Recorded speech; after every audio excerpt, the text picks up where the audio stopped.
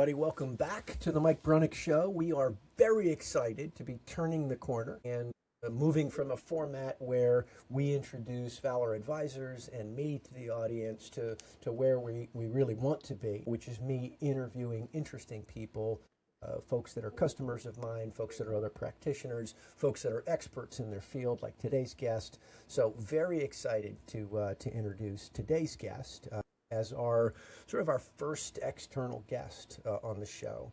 So today's guest is somebody who's made a career out of taking businesses to the next level. He's an award-winning podcaster. He's the host of Blue Collar BS. Did I get that right? You got it right. Blue Collar BS. He's a patented innovator. He's a master business and executive coach with Focal Point, which is how I met him. He's an assessment guru. He's a sought-after speaker. He does it all. But more importantly than all of that, he's a good friend of mine. He's one of my mentors. He's the guy that's trained me on assessments, which are a big part of the Valor Advisors business. So please please join me in welcoming my friend Stephen Doyle. Stephen, thank you for being here. Yeah, it's a deep pleasure to be here, Mike. Thank you for the invite. Yeah, very excited. And we're talking about assessments today. You and I both do executive and business coaching. We both do a bit of podcasting. We can talk about that for hours. Yes, we could. But what we want the audience to take away from today's session is a bit of information about a deep passion of mine and a deep area of expertise of yours, which is assessments. So that's what we're going to talk about today. Fantastic. I'm ready. Let's go. Awesome. So I'm going to put you on the spot right off the top. Give us a little background on the assessment company that you work with and that Focal Point works with. Tell us a little bit about that company and how that relationship got started and what your role is there. Yeah. So we work with a company called TTI SI or TTI Success Insights. They're based out of Phoenix, and we've been working with TTI since 2004 as a franchise, as Focal Point. And the real reason we got started with TTI is because their assessments are deeply rooted in science. It is backed by science. They do studies all the time. They have white papers they produce about every 4 years talking about the confidence and reliability of their assessments. So that is one of the main reasons why we have partnered with them, is truly because it is all science backed, and they devote time for research. So we've started with them, continued with them. They've evolved, we've evolved. I really got deeply involved in assessments back in 1997 when I joined corporate. So I've been using assessments for a little while. But just like most of us that have leveraged assessments in corporate, my first introduction was a team session, which everybody got called into a room, like your department got called into a room. You might have been with other departments, and you did a half-day session. And everybody had to take this assessment, which at the time, a lot of us said, oh, this is a test. It's throws you into a bucket and whatever. And you have a half-day fun session, and they call it team building in corporate, team building session. And then when you're done, you take this report that you looked at maybe twice in the half-day session that you had 4 hours, and you throw it in a file cabinet. And you come back every few years and do another, hey, we need to do a team session, because we've added some new people. We need to do a fun thing. Well, what that did is every couple years we would do that, but realizing, hey, we just throw this in a file cabinet. There's more to it. And so right around 2008 is when I started getting involved more deeply in really understanding what are these assessments and how can we actually leverage them as leaders. Well, fast forward, that led me, at some point, I stopped working in corporate. I chose to join a franchise, chose to leave corporate. And that's where I got hooked up with TTI, and that was about 2016. And just different, prior to that was a different assessment company.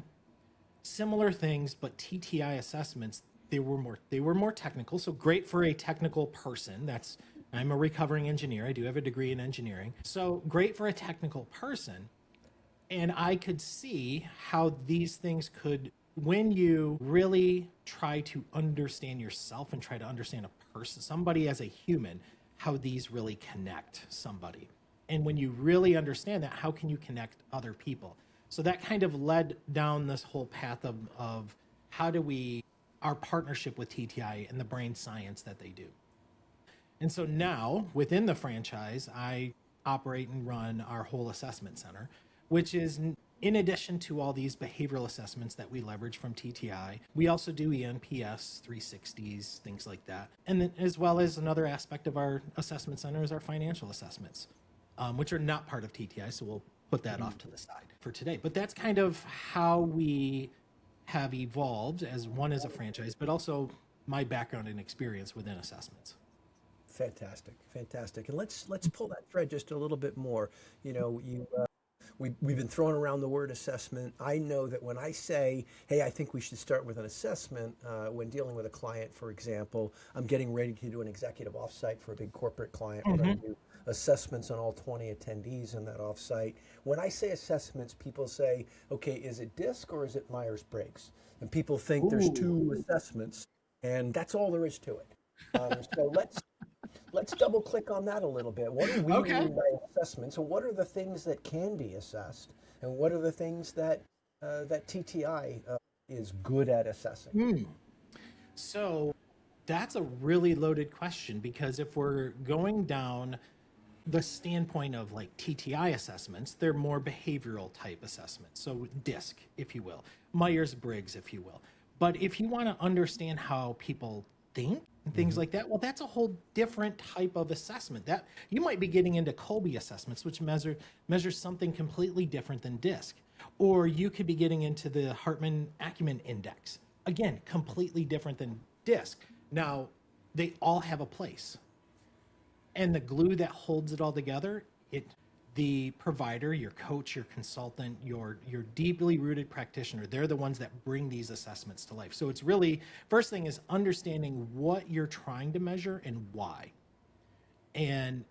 or kind of get a better understanding of. So I'm not necessarily I don't really like the word assessment, if you will, because it's kind of, people think of it as a diagnostic tool. Like, I'm going to the doctor, he's going to prescribe me something. So if I take a quote unquote assessment, I'm going to get a prescription for something. I use it more as a snapshot. Where am I in how I communicate? So let's just talk DISC, Myers-Briggs, because they do measure some of the same things, but they do branch off, and they based on the science of how they were started and things like that. But let's just talk TTI stuff today. So when we talk the behavioral assessments of like DISC, what we're really talking about is how somebody prefers to communicate. And it is observable. And when we say it's observable, we're not just talking things you can see, it's also things you can hear. It's when we talk here, it's not just the words they use, it's the tonality, it's the pace. When we see how things are written. We actually can observe communication styles with how people dress, the clothes they wear, how quote unquote put together they are, what are their accessories that they have. We're virtual, so our backgrounds tell us a little bit about how we prefer to communicate, how we position ourselves with each other. So that's really the cool thing about DISC, is that everyone has a preferred communication style in kind of like their natural environment. And so it's how they show up in a room. Right. So that's what I really like when we're talking about DISC assessments, is because everything is very observable. Yeah, that's great. But let's go one step further than DISC, because the TTI folks have a lot of what they call 2 science and 3 science assessments. Yep. What do they mean by 2 science and 3 science? What is that? So DISC is one of the sciences, aka in TTI vernacular we call it behaviors. So when we look at that, that's more of a single science. But when we layer it with another one, the next one up from that would be our driving forces. What motivates us? What energizes us? What gives us strength? Why do we get up in the morning? And that's when we call it our talent insights type assessments. where we measure how somebody communicates and why they're motivated. Why are they wired to do the things they do? Like when somebody's talking, do they actually get goosebumps on their arms because they're so excited with how they're talking? Well, that is one of their driving forces, is providing a level of intellect, could be providing a level of command, like, hey, you are seen as a leader. We're bringing forward that you're displaying that leadership. That's hitting a driving force. It's what motivates people to go do stuff. So that would be some things that you would learn by doing a two science. And when they're blended together, you really get to a sense in a team of, hey, how I understand how I can talk to this person, but how can I actually motivate this person to actually do kind of, I want them to up level their game. How can I motivate them to do that? And that's what the assessment starts to provide, is the framework or the structure for working with somebody to get them to see a different picture of where they could be, what their potential is. But it also is, hey, how can I, as a leader, how can I leverage this person to kind of own more? Like, as a leader, my role is to develop other leaders. Because at some point, I'm going to move. And I'm either going to ascend or I'm going to move on somewhere else. And I need to identify those. But if I can't get my teams motivated to kind of do that, like, so that's the starting point. Those are the building blocks, is to understand somebody's, why they're motivated and how, how they prefer to communicate. Then you can get into the triple science, and the triple science is really interesting because you can go DISC, behaviors, you can go motivator, driving forces, like why they're motivated, but then you can go a couple different directions. You can layer on EQ, somebody's emotional intelligence. So when I'm working with executives, right, we're understanding how somebody responds in situations. Typically they're in more of a stressful situation. How do they respond to their team? Do they explode on their team? Do they display a little bit of empathy? I'm more of a tactical empathy person, where I'm trying to understand the problem. But do I truly have to have compassion and sympathy? No, I need to understand the problem. That's the tactical empathy side, the Chris Voss stuff. But you get into all of these things to help somebody understand their leadership capabilities. If I don't want to understand the EQ side, the emotional intelligence side, I can understand their competencies, their skills, which we call DNA. So if I understand their skill sets, I can understand from a succession development plan, how can I help layer and develop, work with somebody to develop their whole structure of their team, just based on how somebody prefers to communicate, what motivates them, and where are their current skills. Right? And then I could layer on another one if I really wanted to get into like the clinical psychology of things, of the acumen index, of how somebody sees themselves. How do they see the world? Right? And so all of these things, when you combine them all together, it gets really, really interesting from a people dynamic standpoint. So there truly is a science behind all of this. It's why I kind of like it, is because there's no single one recipe, if you will, for there's no, hey, this is a preferred DISC style, this is a preferred motivators, and this is a preferred EQ model or a DNA model for success. There isn't a single one. It takes all types.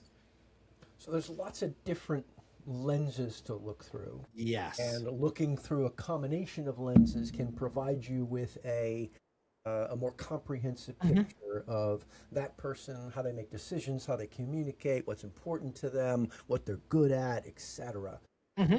So that's the what. Let's get into the why. What do you say to those people who say, okay, this seems like a nice to have, or this seems like a bunch of touchy-feely HR stuff? So you've talked now about your engineering background. Let's pretend you've got a finance background, and you say, all right, what's the ROI here? Regardless of what this costs, there's a time cost to it, and certainly a financial cost to it. Why would a leader choose to do this? What could they expect for a return on this investment? So there's a couple. It's always going to depend on what are they ultimately trying to do. So this is where we sit down before we even bring up assessments, is really understand what is it we're trying to achieve. And a lot of times, and you and I, we've talked about this a couple times, but it's really when our clients come to us, they're coming to us for a variety of reasons. Sometimes it's they feel like their team is not gelling, not clicking, and they don't understand why. And so we'll peel that back a little bit and we'll try to understand what's really going on. And sometimes we might have a team that's, they quote unquote say they're all aligned to achieve the goal. But then you kind of had this subgroup over here that while they quote unquote say they're aligned with the goal, they're off kind of doing their own thing. They're like, yeah, this will pass, right? We're just going to trudge along to do that. And this is one of the interesting dynamics of just a simple talent insights assessment, which is the DISC and driving forces, is when we get to that level, what we understand most of the time is how this person is being communicated to. So the leader communicating to, let's say, a manager. The leader is communicating in the way that the leader wants to talk, not how the manager wants to be talked to. So there's a slight disconnect.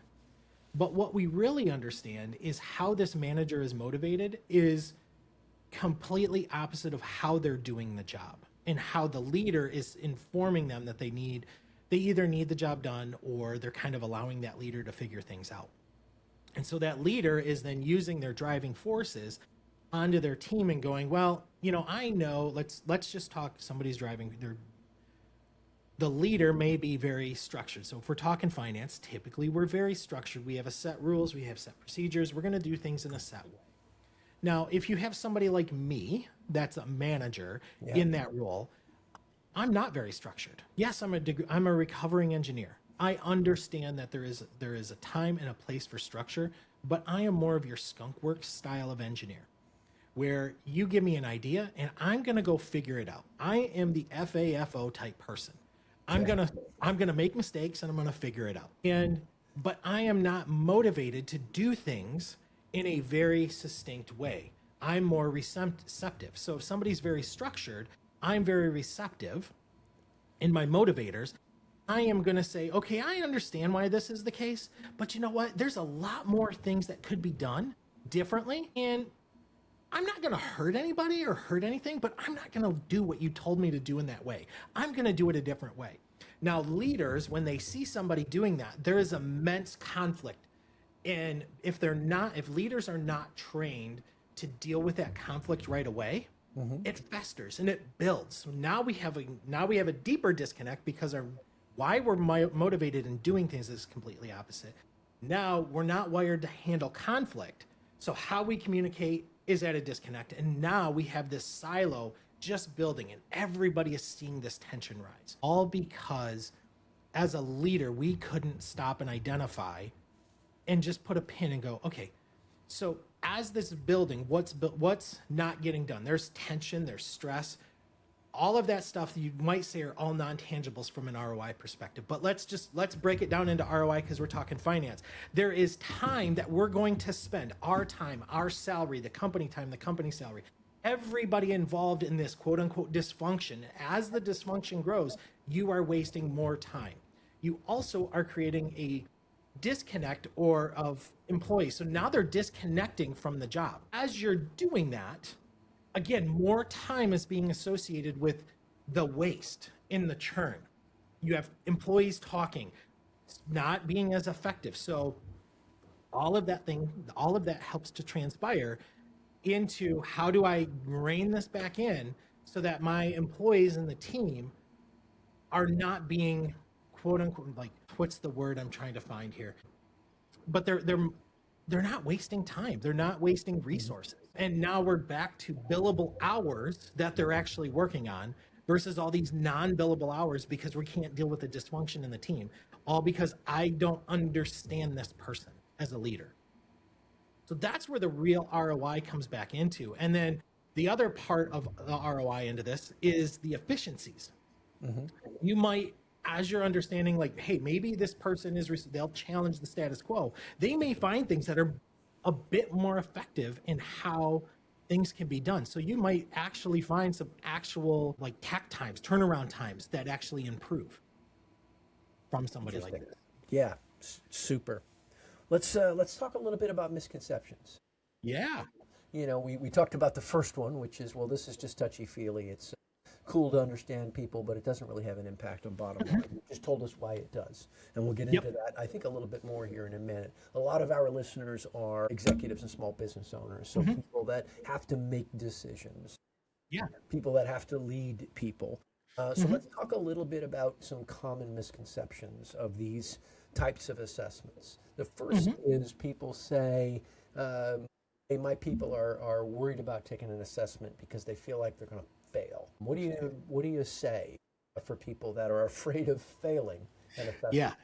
Yeah. So the assessment, there is with a behavioral assessment, there is no pass fail. There is or is not. It's more of, this is like me, this is not like me. And the more honest somebody, when they're taking the assessment, the more honest they are with themselves and how they prefer to do things, the more I would say the assessment aligns with them. What you don't really want to do from that standpoint is think of, I need to answer the assessment in a certain way. Like my boss thinks I need to behave this way, or I think I need to behave this way. That's not what the assessment's for. The assessment is really for you to get a deeper understanding of how you prefer to do things, like from a communication standpoint, behavior standpoint, how you are wired to be motivated, and what does that all mean for you personally. That's the real purpose for the assessment. Then when you bring, so that's the real nuts and bolts of it, is just be honest about what you're reading, what you're seeing in the moment. Got it. Here's another one that I hear quite a bit. Maybe you can help clear up. People say, well, this is how I am at this job. It's not how I am normally. If I change jobs, then I'm going to take the test a different way. Or if I'm in a different mood that day, I'm going to have different results. What do you say to or about those people that are concerned that it's too situational? Well, I would say they're right. It can be situational. If you are emotionally charged, let's say you're overly giddy, overly happy, you're going to answer things in a different way than you would if you are just in a calm, neutral state. And you're going to answer things differently if you are really ticked off. And it's really interesting. And what really changes isn't, so in a DISC perspective, we've got the 4 quadrants, and some people will refer to it as 4 colors. Other people refer to it as D, I, S, or C. But what we really see is when you're emotionally charged, your scores are more extreme. When you are more neutral, your scores, they're not as extreme, but they may be, they're directionally correct. So what do I mean by that? So I know when I take a DISC assessment, if I'm doing it, 1, for speed, but 2, just because I've taken so many of these, I really understand the question that's being asked. So when I'm taking these, right now, they're more on the extreme side. What does that mean? My D and my I are almost perfect 100s. My S and my C are almost perfect zeros. They're really, there is some existence. Now, if I wasn't emotionally charged and I was just taking it at a steady pace, within 20 minutes, the whole assessment would be done. My D and my I are going to be moderate. They're still going to be pretty high. There might not be 100. They might be in the upper 80s, low 90s. My S and my C, which is pace and compliance, my pace is still going to be pretty quick. My compliance, like, I'm a recovering engineer. I understand why things exist from a compliance standpoint. Doesn't mean I like it. Doesn't mean I'm going to follow it. But I might not have something that's a 10. I might be in the 20s from that standpoint, right? So, yeah. But people shouldn't expect that they take the test and one day they're a high D and then a month later they're a high S. Now, you're talking about changes in volatility, but directionally, are people fairly consistent throughout their lives, or at least periods of their lives, around what scores they could expect in different aspects? Yeah, so it's a really great question, because there are times your scores change. Directionally, if nothing really changes a whole lot, your scores are pretty much the same since, roughly, your 20s. They're pretty close to being the same. Now, significant life events can change your scores. And we're talking significant. You get married, you have a child, have kids, death of a family member, those, a significant event at a job might change career, might change things. Those, really significant life altering events do have an impact on that. But otherwise, no, they don't. And I would say onto that, I've seen where people have taken the assessment, they don't like what it says. And so they try to change. And if you want to go into a death spiral in an automatic, completely stressed out scenario, absolutely, by all means, go ahead and try to do it. You are going to be one stressed out person because it's not natural to who you are. And there's not a significant stress trigger to change that. Good to know. Good to know. What about the people that run global businesses and are concerned that these tests are designed in English and then, might get translated. Questions get translated into other languages, but they're not actually reflecting cultural nuances. How accurate do you think, or the TTI think, these assessments are across languages and cultures? So TTI does invest quite a bit from a global standpoint of a true understanding of the translation into local languages. So they do have master distributors that do spend time really helping them with their translations. So yes, they can translate into multiple different languages. Now there are some times when looking at it, it's not always a one-to-one because it is a US company. So they did start out in US, and English to different languages does have a slight impact, as it always will. But from a true science standpoint and their study standpoint, from a reliability and repeatability standpoint, they're still significantly it's still extremely valid. Got it.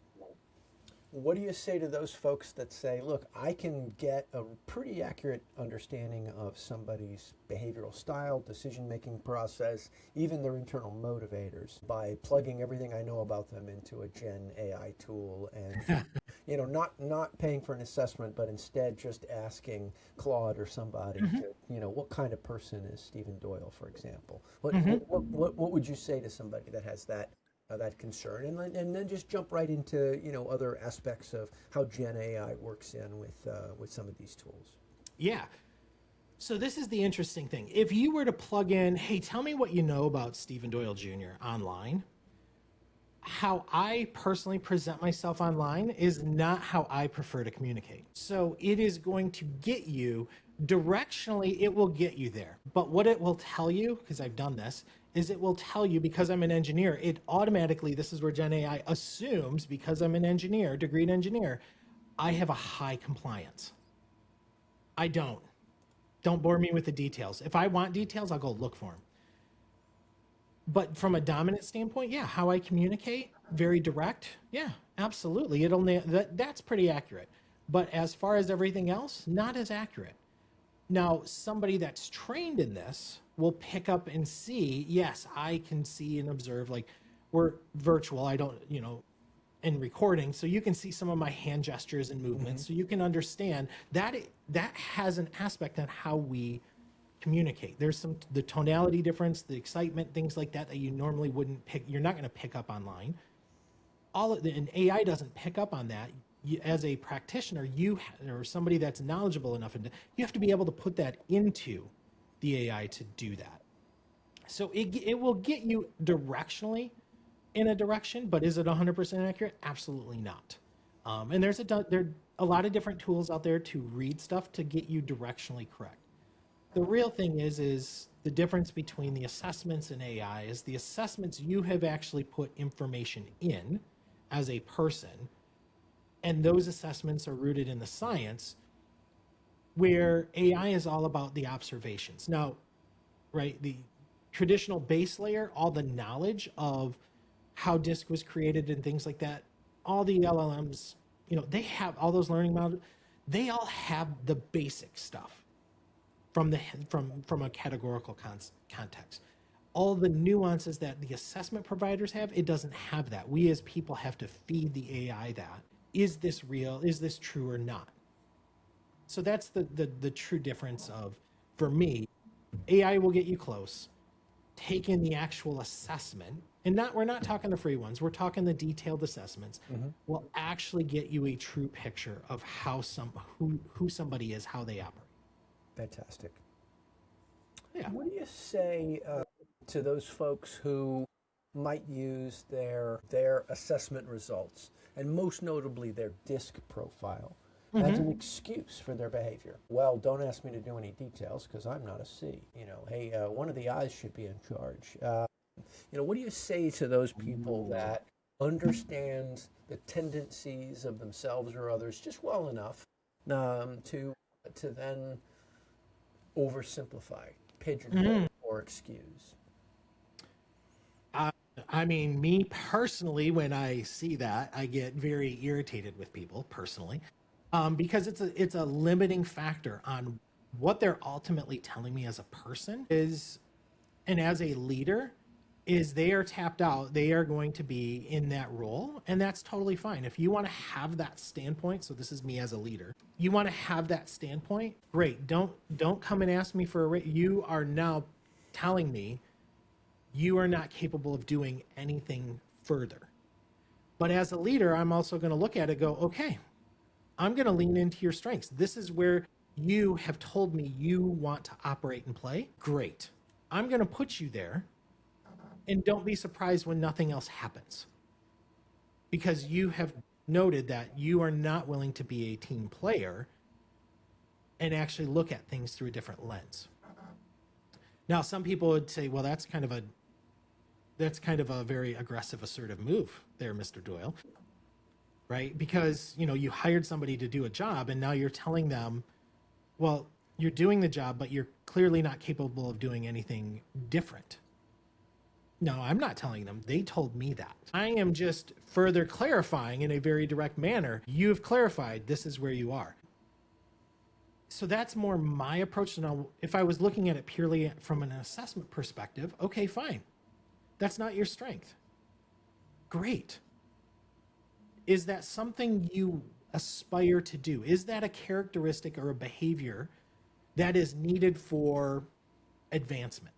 If it is, my job as a leader is to help them understand where their self-limiting beliefs are holding them back, and help them understand, hey, and if this person is identified, well, I want to make more money. I want to be the leader. I want to do these things. Well, guess what? These are skills you need to develop and work on. You can't just be given the role and just, I hope that you get there, because that's what's done so much of the time. And then they're dealing with dysfunctional leaders.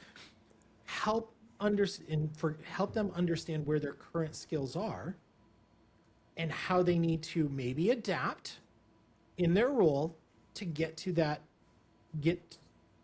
next level, whatever that next level is. Maybe it's a sideways move, a lateral move. Maybe it's I'm really tight. Like, maybe we have somebody in engineering that isn't really technical and they want to get into sales, because that happens, right? Maybe they want to get into technical sales because they like talking to people more versus, being very secluded and analytical and just doing the work.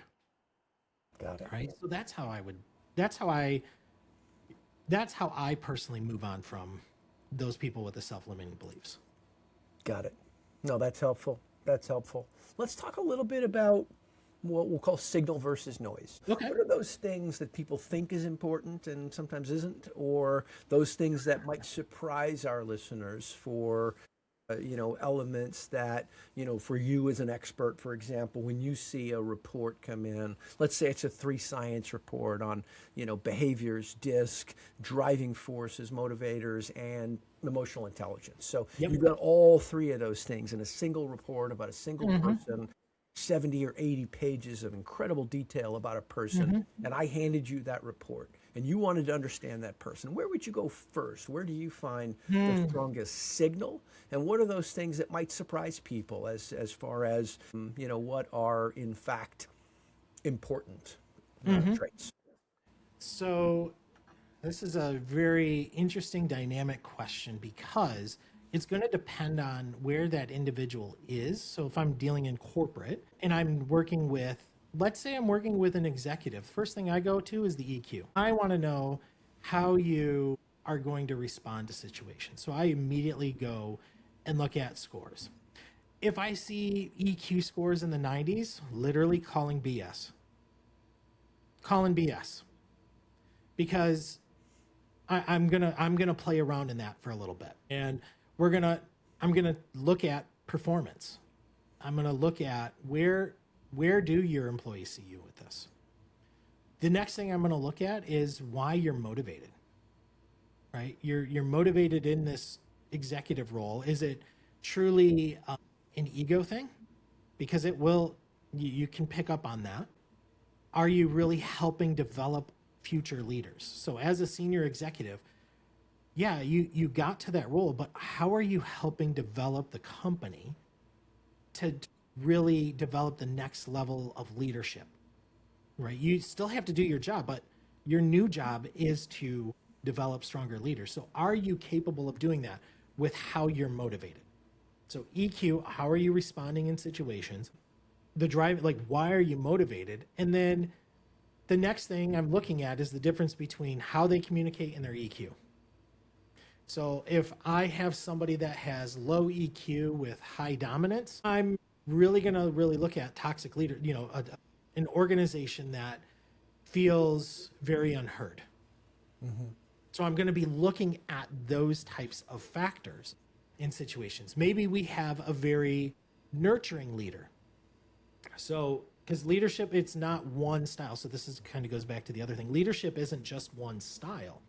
All styles can lead. How they lead and their blind spots are where we start seeing gaps, and why we are hired to do what we do is because of those gaps. So those are the things I'm like, maybe we have a high S person in the room, very steady, very nurturing with the people. They're very good people. Their EQ is really high, but yet there could be a lot of turmoil going on. Why would there turmoil be going on when this person can talk to everybody? Well, high probability, because they're so focused on the people, decisions aren't being taken care of in a manner that's necessary that a CEO might expect.